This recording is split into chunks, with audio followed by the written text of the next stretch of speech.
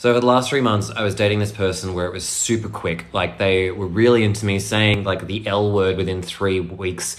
And some of my friends were saying to me throughout the time, like, why didn't you see the red flags? Because when they broke up with me, it came out of nowhere and they were so cold to me. Well, that's a pretty big shell shock, and I can understand if you're feeling quite devastated off the back of that too, especially if this was your first time. And I gotta say, even though your friends might be well-intentioned, it's pretty fucking useless advice when people say things like, why didn't you see the red flags? Easier said than done. Well, the weird thing is like when I look back, I guess I can see the red flags, but in the moment I couldn't. I mean, they'd said things to me like how their partner before them had drifted apart with them, they'd never really broken up properly, and they also mentioned a few things about how like they weren't really emotionally available. And I mean, I just didn't really know what to do with that information at the time too. They seemed pretty expressive to me. Well, that's exactly right. Red flags are something that we learn via experience. If you've never dated someone who's emotionally unavailable, you might just think that you're the problem rather than realizing that this is the person you're dealing with and there's nothing really you can do about it. That then becomes your new red flag.